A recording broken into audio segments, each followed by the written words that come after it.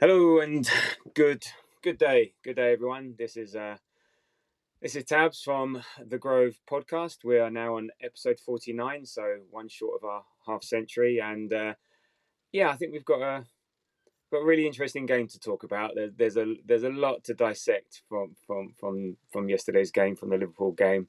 So we'll discuss that in the first part, and then we'll have a very cursory look at the Carabao Cup fourth round tie against Preston taking place on Wednesday. And to join me in talking about these games is unfortunately Moz can't make it again. He's travelling back from the game yesterday to Scotland. Hernia And time, isn't it? huh? Hernia this time, isn't it? What do you mean earlier? Is it not a hernia this time, or Oh what? no, I did. Oh yeah, he did. He's got Not just adding he's into the injury. basically he's going down like the rest of the Arsenal defence, and he is a centre back himself. So so Moz is a centre back. So it's not surprising he's unavailable like every other defender associated with Arsenal at the moment. And so he's not there today. But as you heard, and he was with me to talk about before the game. So excellent to have Jamie back on to talk about what happened in that game. So. Hey Jamie, how you doing? You good? Yeah, I'm feeling all right today, actually. Good. And actually, before we get on to matters at the Emirates, matters Arsenal, etc. First off, I need to get your view on the big news of today, the disappointing news, should I say, that our bald friend for managing Man United has been unfortunately sacked. I'm really disappointed. I really wanted to see him at the Emirates because I think it would have been very funny in December, but he was sacked. So it's a shame. It's a bittersweet day for Arsenal fans. But Jamie, how do you take the news? Yeah, well, obviously it's good news for me because I'm out of work at the moment, so it would be. It's one more job. You got your Well, CV ready. job for you, isn't it? I don't know really. Hey, let's see. Um, yeah, I mean it's been a long bloody time coming, hasn't it? The hilarious thing is just looking around and just thinking, who is it that they're potentially going to approach to take that job? Because they had that whole summer that they could have brought somebody in and been organised about it. And none of the problems they've got at the moment are problems that they didn't have prior to the summer. Um, and that one FA Cup win, which was hilarious on the day itself, because of who they were playing against, has ended up putting them in this position where now they've got to go and appoint somebody mid-season again, and it's that usual thing again, isn't it? They'll likely go with somebody, they'll get a new manager bounce, and then you don't actually learn anything off that until sometime down the line. So I look forward to another couple of years of seeing what happens in the continuing soap opera that is Manchester United. No, indeed. Joking aside, yeah, it is. I'm surprised it's taken them so long. He's not been great. They've not been performing great. I think there's big issues at that club, not just him. Their recruitment, just all over that club's. It's a mess, and all the rest. He just happens to be the front man, and he wasn't a very good front man at that. So joking aside, yeah, I think the Man United fans will be gone, but everyone else is going. I was definitely in the Eric Ten Hag in camp, and yeah, I would love to see him at the Emirates, but there we go. Anyway, that's enough Man United talk for one day. So on to Liverpool. What was your highlight and low light from the game, Jamie? Highlight is easily Bukayo Saka's goals. It's just absolutely phenomenal. From the ball through to the finish, it was just gorgeous. Tiny touch of Burkamp about it in a different way, but a little bit about it. And then low light. It feels hard to have one, but it was unfortunately. Obviously, it's got to be the equaliser. There's not much else I can really think of. I know other people will go for the foul that wasn't a foul. Maybe that I didn't get sucked up in the disappointment of that because I wasn't in the stadium and I heard the whistle and I thought that was going to be disallowed before it was. So it's probably the fact it did feel like we went to sleep a little bit there, and unfortunately, young MLS got caught out a bit. Salah was his man, and the run of Salah was what allowed Nunez to get away and then to be able to square it back to him. He never really caught back up, so a little bit of naivety from the lad. But yeah, that's probably it. Yeah, I mean, for me, I mean, we'll touch on the equaliser later on when we go through sort of some of the key moments. For me, I'll start with the low light was Gabriel going down. going off, and it's like, Jesus, you know, it's like, oh, you're winning 2-1, are you? Oh, okay. Well, let's go and see about that. You know, the ancient burial ground where someone walked under a ladder and killed a black cat or whatever the various various bad luck signs are. You know, I don't know what we've been doing, what's gone on, and all the rest of it. So yeah, so just to see him go down was just sort of like, oh, we've got ourselves into a decent position. We're looking relatively comfortable. We've held them off at arm's length. He's part of what's making us look good. You know, without Saliba, without everyone else, and then you know, it's not. And you think it's not just the game. It's like, oh, what's coming up? And it was just to see that. That was just a big. Again, I think it sucked the wind out of us, and I think we'll touch on it. And I think it's what then, in a way, cost us the game. I think it, you know, individual moments aside, just how we performed after that, or how we were able to perform both physically and mentally, irrespective of whether you want to perform like that or not. It was, you know, it was just the thing that just sucked the wind out of us. And yeah, it's sort of like, again, like we said last time, how many times are we going to get kicked in the nuts and keep going forward? You know, to paraphrase Rocky. So yeah, that was my low light. The highlight, yeah, I'm going to go with Marino's goal. And actually, something reflecting on what you said, I see him now, and that's what he's for. So we asked. And you know, fine against Shakhtar. I was struggling to see him. I wasn't too sure, but then he wasn't playing in the role he played yesterday. He was playing that left 8 position. He was playing that position that I think, you know, Arteta brought him in, and apart after, you know, maybe, you know, it took him about 20 minutes to get into it, and then after that he was phenomenal, excellent. I thought, well deserved his goal, great header. I think that's what he can bring. We saw the header he scored against Germany in the Euros, and he did fantastically well for that. So I was really pleased to see him get on the score sheet. I think that was a highlight for me, and obviously it took us to 2-1 back in the game, you know, and there we go. So yeah, so no, I think a good couple of highlights and lowlights there. So I think the build up to the game was all about the lineup, who's going to be fit, who's not fit. You see then the photographs of Timber and Saka and the new merch heading to the hotel, and then your hopes get up, and then we get the announcement an hour and 15 before kickoff that they're both in the team. So we had Raya, Partey at right back, and that was a concern for me, because I thought up against Diaz, the pace and so on. So it's not just that, but also what you lose from midfield. But then we have White and Gabriel, and then Timber, Marino and Rice, Saka, Havertz, Trossard, Martinelli. So actually, on paper, it was a strong team. So I think how were your expectations from before going into the game, not knowing who was going to be fit, to then, oh, you see that 11? How did that change your perception of what might occur and how we might play? I was a bit worried. I was worried about Thomas Partey mainly, if I'm completely honest, for exactly the same reasons. You know, what do you lose out midfield? As I said to you last week, I really like the look of what Marino had done up until this point, but um, yeah, suddenly you're shifting things about in a midfield.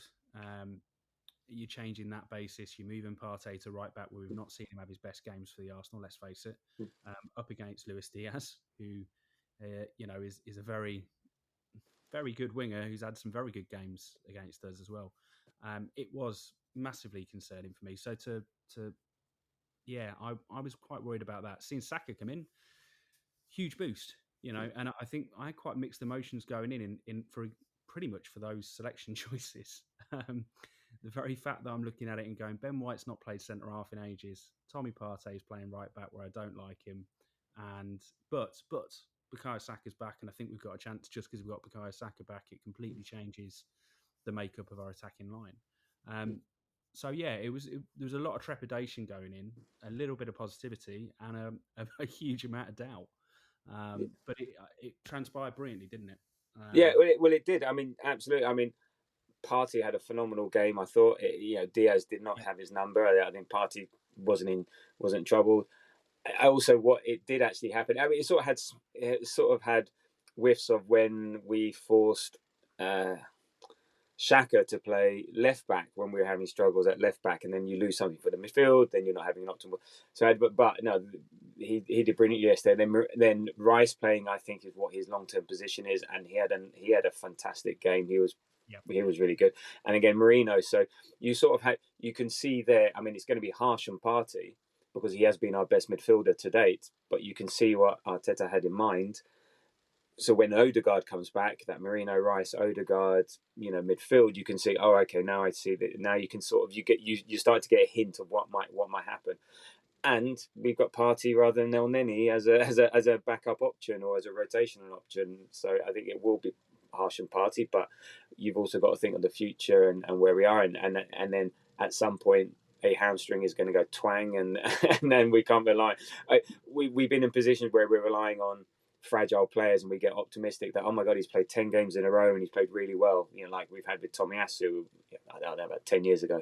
I think he's got to make. So actually, in terms of individual performances, as a result, it transpired to be quite good. And just looking at the game as a whole, it's really hard to know how to feel after the game, because I think any position, reasonable position that is, and feelings can be justified to a certain extent. And as I said, pre-game, we were worried about injuries.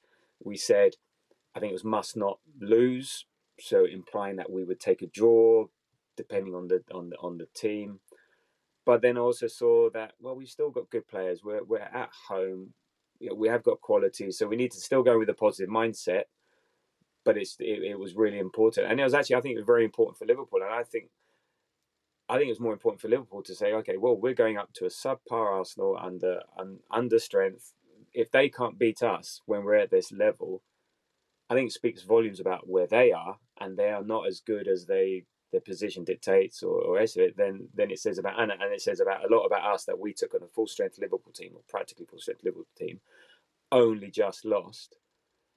And yeah, so and then also Arteta's attitude before the game about not feeling sorry for ourselves. I mean, fans, we do, but I love that, and it speaks volumes. And unlike certain Mr. Ten Hag, who's now out of a job, you saw him complaining about it all. Whereas Arteta, no, it's an opportunity. We love it. We've got the squad.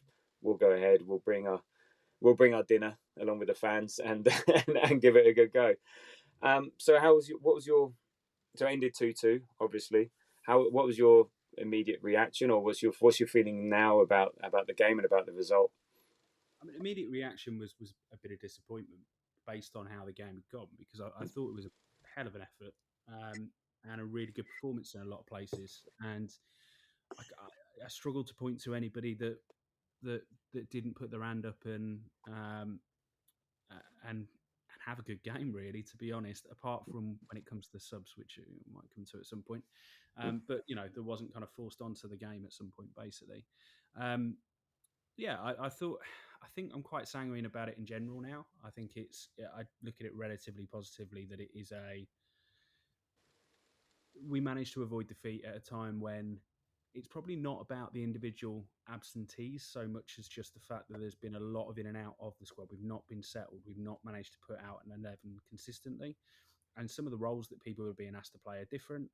And therefore, that also changes a lot of things. It changes what we're like at set pieces, for instance. The much lauded set pieces change because the components that you have within them and the usual setup that we have completely changes by the fact that you've got Tommy Partey there at right back and White moving to centre half, and not having Saliba there, having one less of those big bodies that we normally have. All of those jobs change as well. There's huge amounts that we need to do. So the preparation for these games, when you're asking people to play in different roles or roles that they've not played for some time, is huge. So what it clearly said to me is we went into that game well prepared. Um, Looked better prepared than we did again the week before, to be completely frank. Mm-hmm. Um, and that gives me a lot of confidence ultimately that we went into a game against a really bang form team, um, with a few setbacks, regardless of what they were, and managed to come out of it feeling like we really should have done better. Mm. From a game that, if you'd asked anybody during the week, I think people were looking at it fairly negatively. There was a lot of apprehension about this game, more so than I'd say that we've had for any game over the last couple of years, aside from City games. Yeah. There's a lot No, of no, no. Yeah, no, I agree. I mean, I said in the context of the game, I mean, you think about it, we finished with, I say, our best midfielder at right back, our third choice centre back, left back yep, at centre back, a semi fit right back at centre back, as 18-year-old at left back, then and a 17-year-old in midfield, someone who hasn't scored since January earlier this year, out wide. You think about the team that we finished with, is nuts. And I said that's why it speaks more volumes of Liverpool that they didn't really go for the kill. I think they were happy with the point and so on. And it speaks a lot about their mentality and their attitude to the game. yep, And in a way, maybe they played the badge. Like when we go to Man United, we play the badge instead of the team, and we often don't beat these really below par teams. And so we've suffered that going right. Like last year, we only just scraped the 1-0 win against a really poor Man United. And so somehow you play the occasion, you play the badge, you play the whatever. But I think so in terms of the context of the game, it's not a bad result considering, because I thought at 2-2, if we were to lose 3-2, no one would be surprised. It wouldn't be surprised at all. But so it's not a bad result. I'm just a bit frustrated. There's some regret that in terms of our wider objectives, we we're just falling short of getting the maximum outcome required or desired again. And we're just like City, we're 10 seconds away. Here, 10, yeah, 15 minutes away. Just so in isolation you can take these results, but it's the cumulative effect of those results that again, we can contextualize, we can explain, we can give reason, but at some point we're just about hanging on and we're just about staying in touch. And I think, we are, once we've got a fit squad, fit team, I think we are the best team in the Premiership, better than City, better than Liverpool. When we've got our fully fit squad. But that's going to be no use to us if we're too far behind at the point that we've got that, or we're in a position to take advantage of that. So it just feels like we're not out yet, and there's still a way to go. But we're looking at Newcastle away, when we're looking at Chelsea away. We need to somehow survive to the next international break, until our next bunch of injuries and suspensions, and see what happens there afterwards. But yeah, so it's I feel again a bit bittersweet, a bit of regret, but also pride in one thing we do is fight, and one thing is we just get on with it, and we try. So that's one thing you can't falter us on. So yeah, and it's funny that this game, it sort of seems to mirror our season so far. Yeah, injuries, dubious refereeing decisions, some quality play by Saka. It just seems to sort of mirror, and then conceding late or not quite finishing the job off. In a way, yesterday, that 90 minutes has encapsulated our 8-9 games so far. So it is quite ironic in from that perspective. So um, and just one final thought in terms of like how well we did play. We limited Liverpool to their lowest performance in terms of XG, shots on target, field tilt, deep touches, progressive passes. So again, with a makeshift team at various stages throughout the game, and we had to adapt to the game, they still could not beat us and couldn't it's take that advantage. one though until us. I do maintain that, and I do think there's a little bit of that in there for me as well. That I still don't think. I think there's some of the positivity for me actually is also an affirmation. I don't think that they will be ahead of us on points come end of January for the very Mm, simple reason that they've got all their hard games to play now, and they're not as good a team as the stats would suggest yeah, from their early encounters in the season, because they simply haven't had the opposition there. no, You absolutely. look at them yesterday; they looked like a team. I think we talked about the other day our kind of key things that we were looking to happen. Probably the biggest one was the midfield battle, right? Mm, And yeah, we absolutely dominated them in midfield. I thought personally, we were streaks ahead of them in midfield, and that's where we we got that control over the game from. The difficulty is they have that fantastic attack and they have got a half decent defence. They've got something like Trent who can play a ball the way that he did. They will be able to hit you in multiple ways. They've never really controlled games from midfield for the last bunch of years. That's not the way they play, but it is the way that he's trying to play now, and it is the way that they've secured a lot of victories early on in the season, and they were getting a lot of plaudits for it. Now they've come up against a bit of a Premier set of midfielders, and they're coming up against a bunch of them over the next couple of months now. They've got a really horrible fixture list. I think they're going to be a little bit more exposed. I still think they are a very good team. They're probably the third Yeah. best team in the Premiership, but I think they are very much the third best team in the Premiership. They don't look like a team to me that are going to stay the course with City, to be frank. And whereas, I still hold out. Well, we know that we can. We've been there for 2 seasons. We've not got worse. We've just been given a worse situation this season. So if we can pick ourselves up off the floor, I think we will coast past them ultimately. And I'm not looking at them as being a huge rival for the title.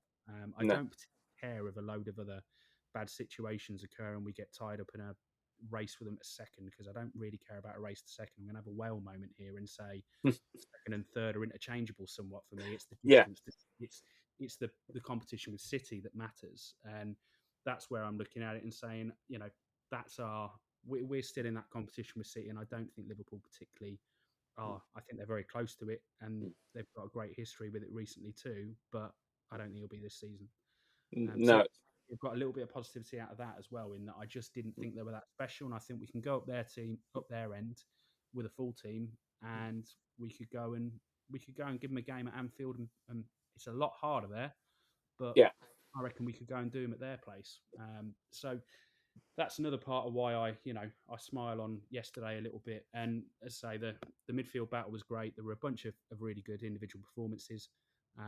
Something that I'd encourage everybody to have a look at, actually. I know not everybody likes the analysis match today too, but Micah Richards, there's some really good analysis on this game that I watched this morning, that included highlighting Kai Havertz and the role that he played, and it's well worth a little watch.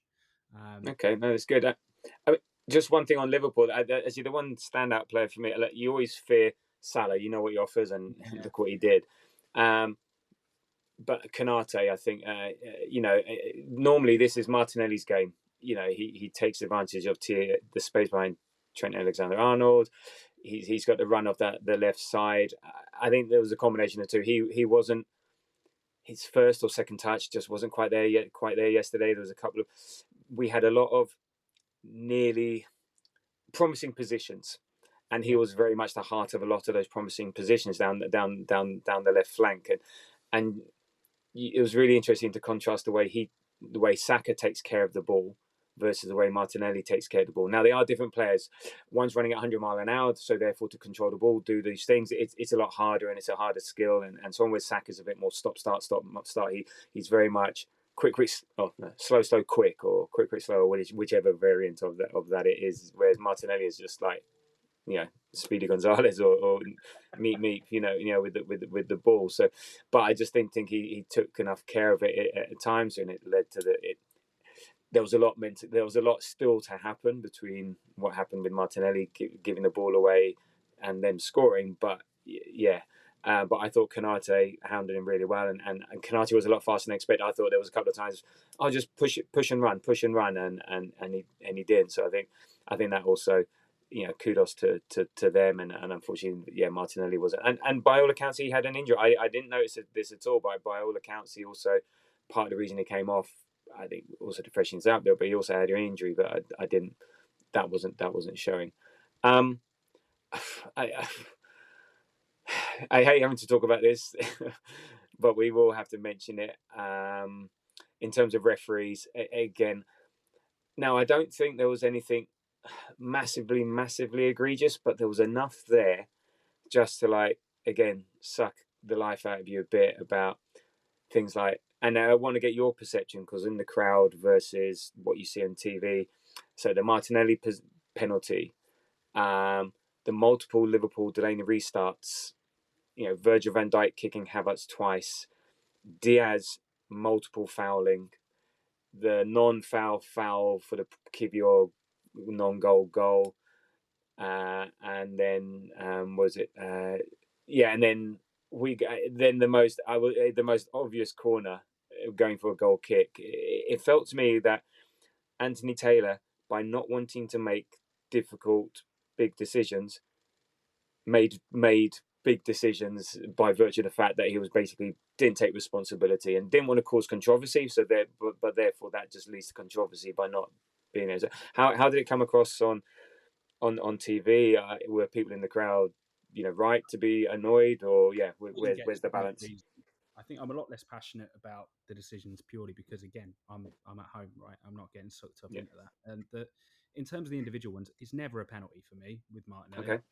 That's fine. Konate does get his foot on the ball. He's bloody lucky. He's extremely lucky because he did not intend to get himself on the ball that way. Mm-hmm. Um, and I think it was also made a little bit easier for him out of the fact as well that Martinelli's going nowhere too, because they've got a defender who's literally sweeping up there as well. There's like three guys. It was classic Martinelli down a blind alley stuff, where he does create chaos and he can win a pen in that situation, but that wasn't the one for me at all. Okay. Saying that, real time looked it, but it's just you know slow it down or you've been closer to the scene. I think you're going to see it. Um, I think the kicking of the ball away and stuff. It's just that classic consistency stuff. I think you nailed it there in terms of saying it's Taylor's trying not to make a big decision or in a big game and spoil it. The problem is that should be applied in all games, not just in big games.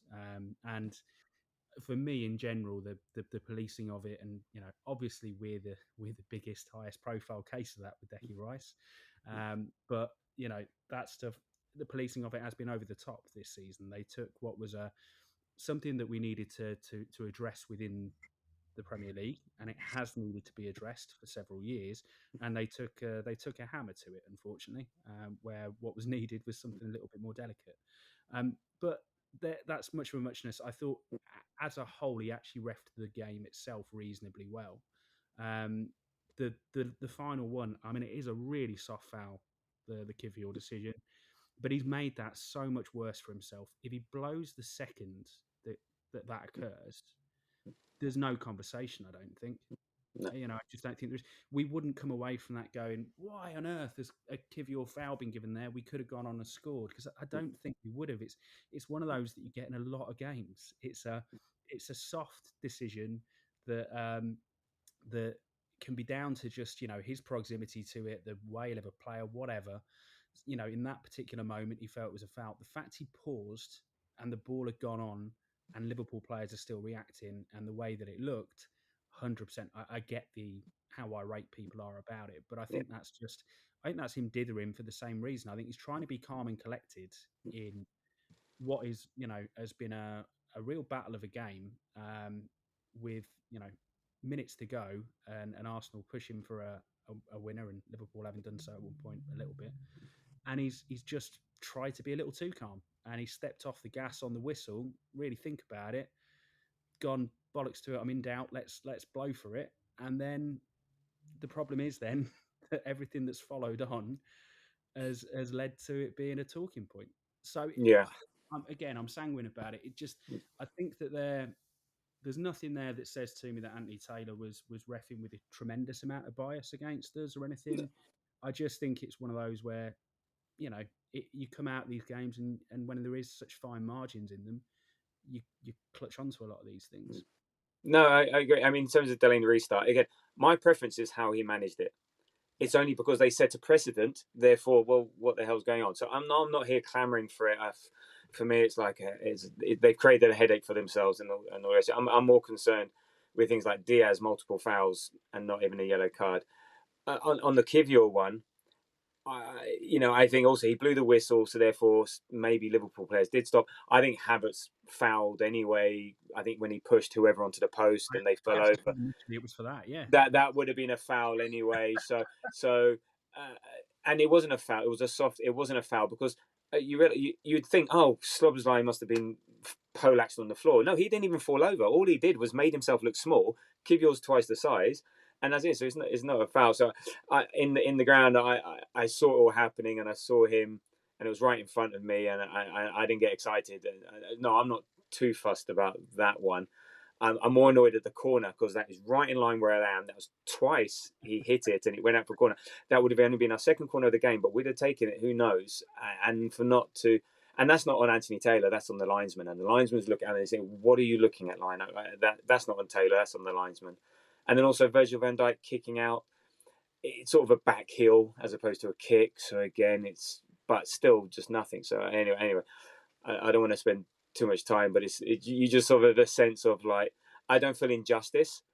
I just want things to be refed properly, you know, and because he did do well sometimes where players were on the floor.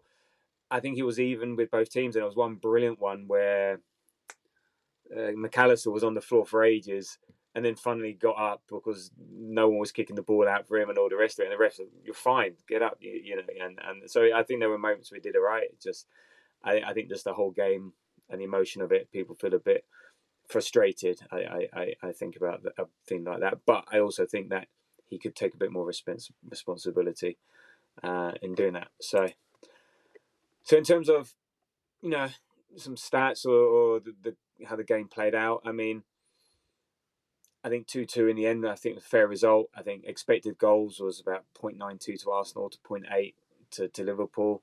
So, two big chances each, and they scored them. They didn't miss any big chances. Possession. I said possession 45 to Arsenal 55. So it was fairly even across the board. I would say. And in terms of the first half, I think Liverpool started quite well. They pressed high. They went. I noticed it straight away. They went straight for Partey. They were kicking it into the corner, looking for possession, doing that sort of like a rugby thing, or trying to get it into the corner to try and stress the width, try and get possession, stress Partey. But as we said, he dealt well with it.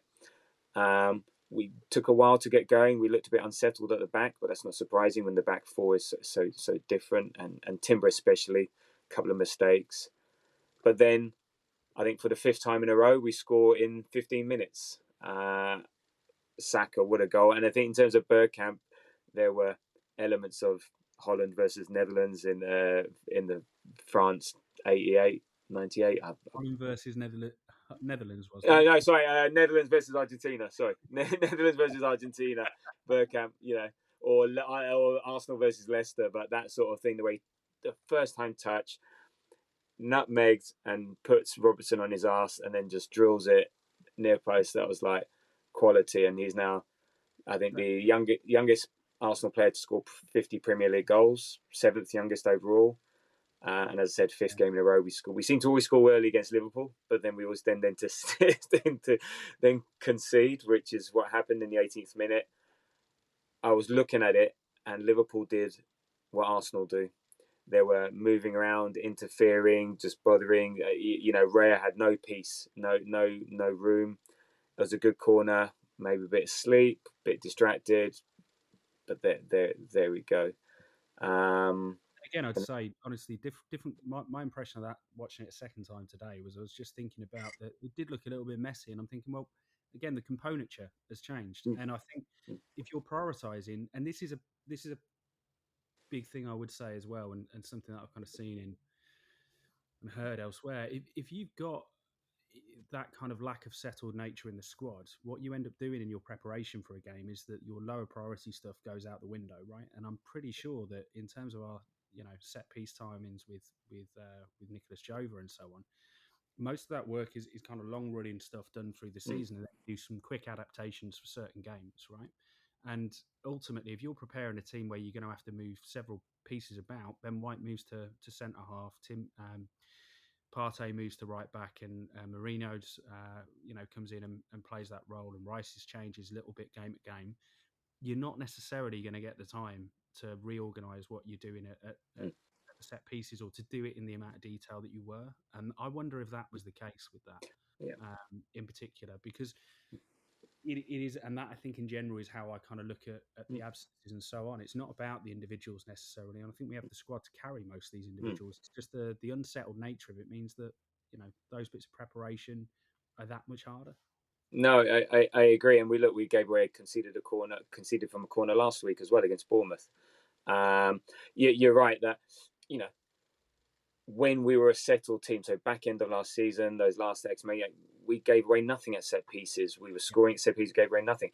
Because again, everyone knows their job, you know what they're doing, it's just consistent, you don't have to think about it. Whereas now everyone's a bit, you're right, I think that uncertainty, all it takes is a fraction of something. So Partey let Van Dijk go and he's going, but maybe that's Saliba marking him there or someone else, you know, so you know, but also I think it was well played by by Liverpool. So it's a combination of all these things leads to it. And then I think Nelly went close, Havertz went close, Marino went close. So we had chances, and then Marino, that's what he's for. Brilliant Rice, brilliant Rice delivery. I mean, you just get ahead on it. Really good delivery. You know, smashed. Headed it home. No chance for the keeper. It was tight. I must admit, it was tight. If we had semi-automated offsides, I think it would have been just like that goal. And what confused me in the replay, there was I could see three legs but only one body, and I could not work out who was it.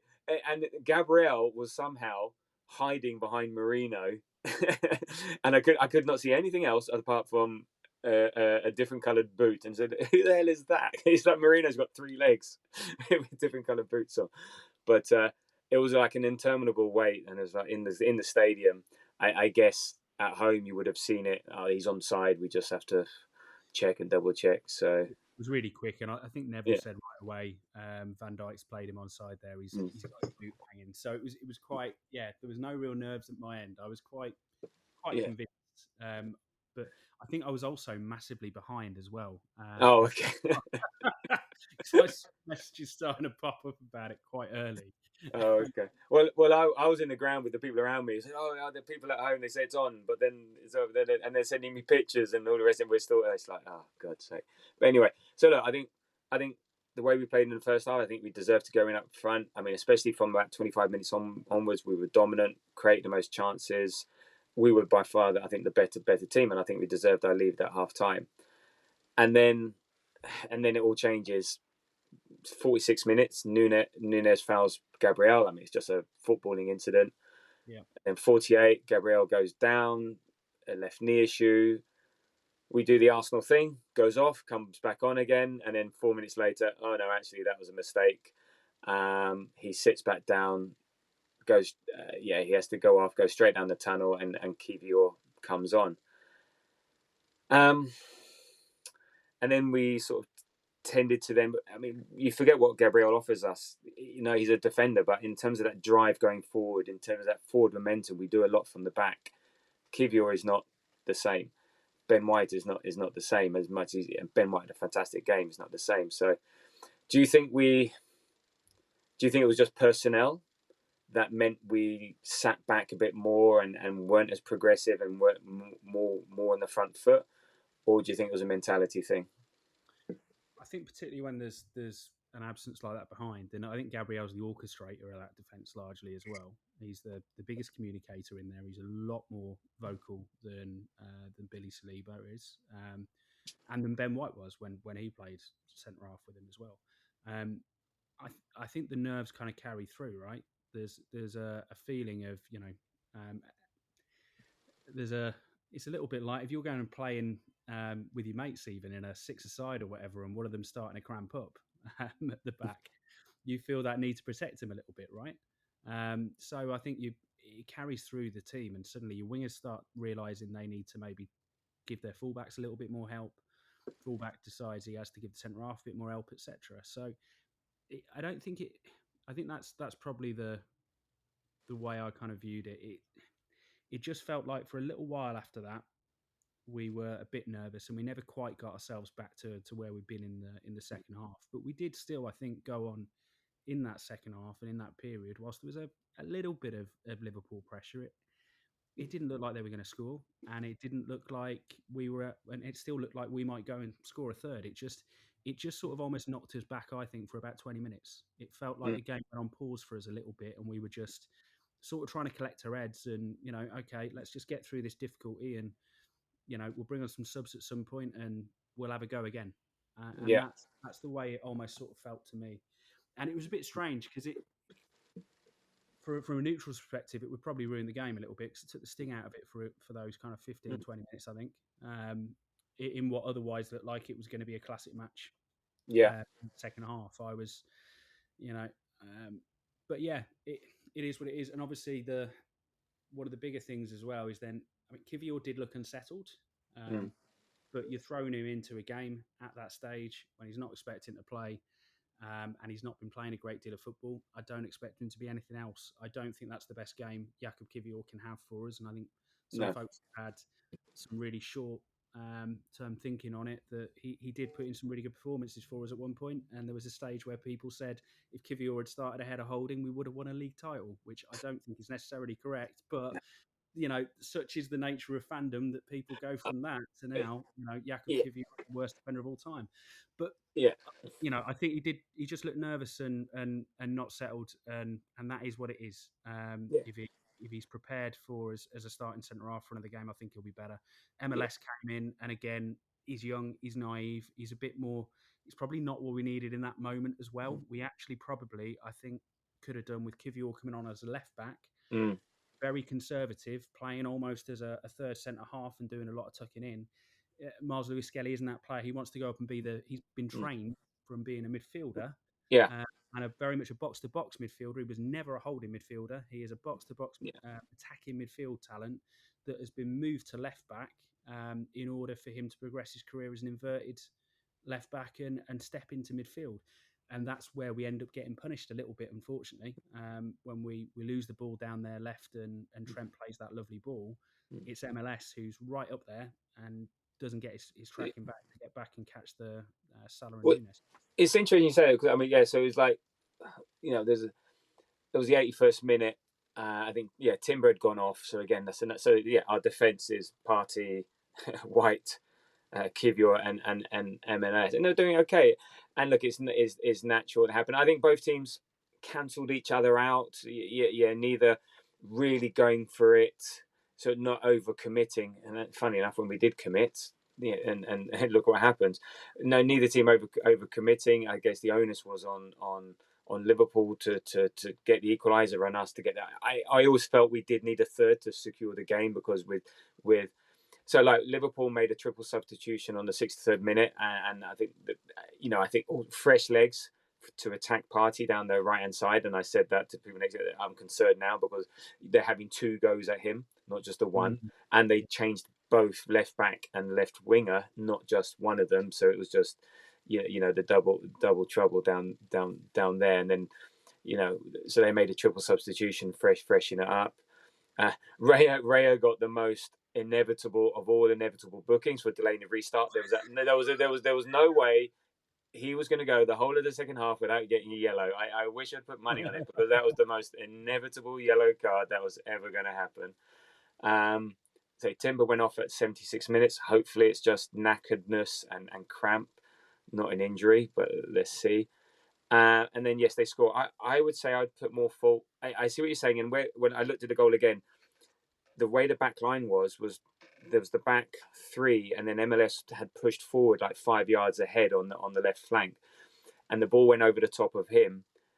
And I think Kivior was at fault because he either did a bit of ball watching or chasing the ball. So instead of saying, "Fine, let Nunes go," I'm going to stick on Salah because if Nunes gets it, comes inside, left foot does a wonder goal, or maybe MLS can chase him back, then great. But Kivior sort of went to him, didn't go near him, and then Salah off his shoulder. Ben White's too far away. Nunes passed it in the middle, and they score. And I would say there's more fault if there's any there. Is more on Kivior. I know MLS's positioning wasn't great, but with the ball over the top where he did, I think leave him be. If there's two people I'm going to worry about, I'm picking Salah every time. I think and Kivior's in shit town at that point, right? yeah, He's up against Nunez and Salah, yeah, two of the fastest players in the Premier League. yeah, Um, one of which is one of the greatest players in the Premier League yeah, history.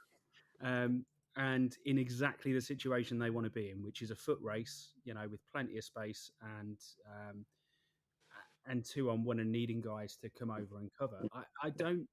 I understand. Yeah, you could say Kivior can do better, but you've got to be bloody good to do better in that situation, and given the context he was in the game. Yeah, But I think yeah, that's where I think just a little bit more experience and a little bit more of a mm, natural left back is going yeah, to spot that. Because I mean, that comes from, as you say, we go forward, and MLS basically mm, absolutely piles forward. yeah, He completely and utterly loses sight of the fact that Salah's stayed up and wide.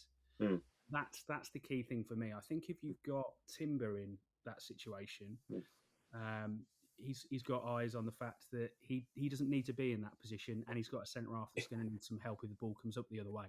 And, yeah. I'm not piling into MLS here. It No, is no, no. Of course.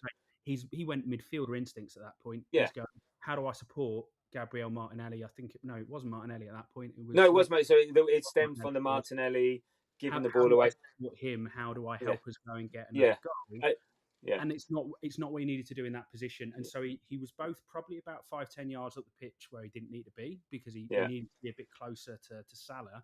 yeah. And then at the same time, when it did go over the top, he really didn't bust a gut going back either. I So think it'd gone. He was never getting back. So, yeah, and in terms of Timber, I think Timber would have been too isn't knackered it? to be anywhere near it. You still want to make that Buster Gut run back. I think Yeah, 100%. yeah, true. Yeah, In the true. same way as Van Dijk should have made the Buster Gut run back for Saka, Yeah, to be yeah, completely, because. But yeah, I think I would have been more confident if, and I would imagine if Gabriel doesn't go down, I think in mm, that situation where MLS came on mm, for Timber, who was cramping up really yeah, badly, there was a bunch of times where he was holding his mm, thigh and whatever. mm, I think that's Kivior comes on there, and yeah. I'm not necessarily massively confident about Jakub Kivior up against Salah and Nunez, but I am a But little bit more confident in what that back four looks like in that situation, and the fact that we don't necessarily need to expose ourselves like that to their best attackers. no, I agree. And you were going. I think you might have going to make a point on the substitutions. So I'll sort Mm. of ask the question: do you think we responded too late because Saka was already playing at 70-80% and he was knackered? You could see that very clearly. Timber playing at 70-80% and he was knackered. Do you think we should have made more changes sooner rather than, was it 60? No, 76 for Timber and then 85 for Jesus and Waneri for Saka and Martinelli. It feels like, yeah. Do you think we should have done more, or does this go back to last year where he doesn't trust the bench? No, I think Gabriel changes it as well again because Okay. if you think about two things. Firstly, you've got a limited number of windows that you can bring players in. That's the way it works. Yes, you can bring Yeah. in 5 subs now, but you've only got 3 windows. Um, you have got a few players that you might be slightly concerned about with the intensity of the game that you might need to make changes for. And also, each time you bring somebody in, and depending on the position and how integral that position is, you are introducing a new element into the game that's got a certain amount of risk to it.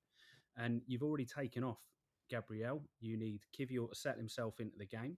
And I think that was probably a big part of it. I think you don't want to suddenly introduce too many people because you introduce too many people, and this is a game we're winning for the first one of those windows at least. and So and winning comfortably, as in we're not under any threat. Yeah. exactly, like I don't think we wanted to change too much. I think you can look at if you bring on suddenly 2 more blokes quite early, only 10 minutes after Gabriel's gone off for Kivi, then you can worry about how much risk you're introducing into the game. Are they going to get up to speed right away? A lot of times subs don't. There's a bunch of times that you bring on a sub and they never really get into the game at all. And yeah, that'd be my thought process on where he was, because I think his substitutions have improved in his time here, and I think they've been pretty good throughout the majority of the last kind of 12 months. But in in that situation, I can see from Arteta's perspective why you wouldn't want to rush somebody on to take those players' places. No, yeah, I see that point. I maybe a few minutes earlier. I don't know. You just seen some players flagging, and even then, even just legs. Sometimes you just need legs, bodies to get in the way. They may not be any good, but if they're an irritant, I say that to my son when playing. Like if you're not, if it just even if you're not playing well, just be an irritant. Get in someone's way, you may influence something. So I think it's a balancing act, and also I think it's an element of trusting the subs. Right time. So I think he prefers to trust the people on the pitch more than his subs at times, but that's Arteta, and yeah, you never know. You know, it's a tough one. Look, I also so think in a game like this that's so tight, there's also an element of blinking first as well, yeah, because Liverpool are going to make their subs. yeah, What are they going to do? Do they wait until if we use all our windows and enough of our subs that we've got very few options in terms of the way we're set up? You show them our hand for the rest of the game, and they can go and be in that position where they all of a sudden, essentially almost go 4-2-4 because they're not concerned about what's happening elsewhere, etc. There's a little element of that, I think, as well, where you waiting and reacting, and it's managing the game as a whole. And I think it's really hard for us to second guess what that looks like. I get that the guys were flagging a bit, but there were like three guys went into this game half injured, right? At least that we know of, and yeah. probably with others that were a little bit knocked. So yeah, it's a tough one. Mm. No, yeah, I know. I'm glad I don't have to do the job, but we're very good at doing it from the sidelines. Anyway, so look, 2-2. I said we come away with regret with 2-1. We could win it. I would think a neutral would say 2-2 is a fair result on reflection. Yeah, we're disappointed because of the bigger picture and so on. So, but that's 13 games now undefeated against the so-called Big Six. You know, that's still a really good record. And I saw this stat, which is interesting, was that we're on exactly the same record now as we were this time last year. So played 13, won 8, drew 4, lost 1. Now, granted, it's a bit of a different mix across the competitions, but it's amazing how perceptions and everything feels different, this year to last year. I mean, last year we were saying we weren't clicking and stuff like that, but there weren't huge concerns. And again, I think we said, last year I think City played 15 in the league and were on 30 points. So again, where we are now, and I think this is fans. I don't think the team are thinking this. The team just think we get on with it. We deal what we deal with. We're going to do the best we can, and we move on. But we've got Newcastle away. We'll come on to Preston, but Newcastle away, Inter Milan away, Chelsea away. What are your hopes and expectations from those three games?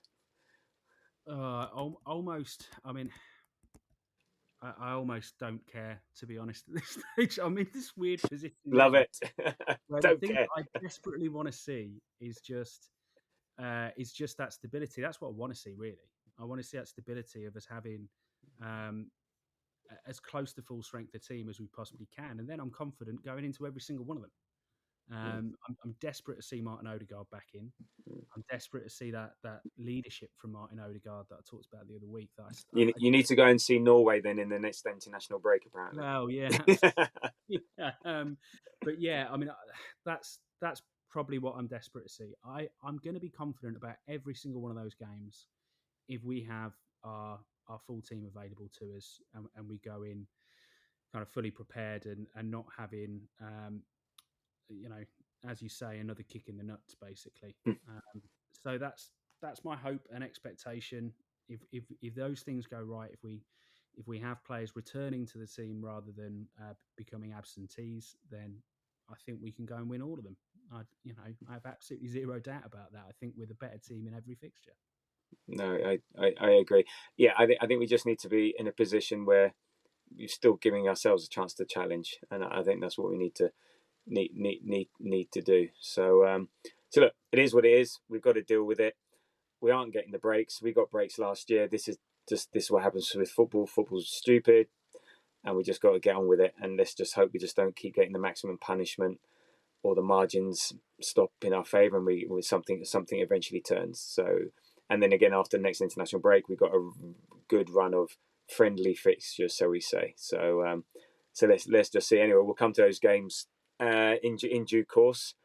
So on to a very quick look at the fourth round EFL Cup, Preston away. So yeah, Jamie, what are you looking forward to? Not looking forward to that game, and what are your thoughts on the potential lineup? What do who's playing? Um, well, I mean, I'm going to say now, MLS and Wanyeri will be in there. I'm fairly sure. Yeah, I actually wonder if this will be that we get to see Maldini start, actually, which would be quite interesting because I really like the look of him. The little tiny bits that we've seen of him so far, he looks like quite an assured young man. So yeah, I mean, I'm sure that we'll have plenty of rotation. A few of those boys in. I I would be surprised if we see Julian Timber at left back. So, yeah, it's a good opportunity again for some guys to come in and show what they can do, and for some of the fitter members of the team guide them along it. I guess Preston don't look like they're any great shakes from the little bit that I know about them. And I'm quite looking forward to seeing Sam Greenwood turn up from them because, you know me, every time a former Arsenal youngster turns up playing for a lower league opposition in the League Cup, I want to see him play. So, so Nice. Sam Greenwood, who was a wonderful young striker for us and now plays for them on loan, he's the one that I'm looking for. Cool. Good. Well, I will be actually away in Barcelona with my daughter. I promised. I stupidly, I think, or not, the school were going to take. There was a school trip to Barcelona. I said, "Oh, it's all right. I can do that better and cheaper." It's turning out not to be cheaper, but during half term, I'm going to be taking her and a friend to Barcelona. So unfortunately, it's unlikely that I'll be able to attend, or even watch. But we'll see. Yeah, so unfortunately, yeah, I'm not looking forward to trying to find a way to watch the game whilst also having two 16-year-old girls in tow. I'm not sure I'm gonna see if I can find the local Barcelona Arsenal bar and take them along for some tapas there. And sangria, see what happens.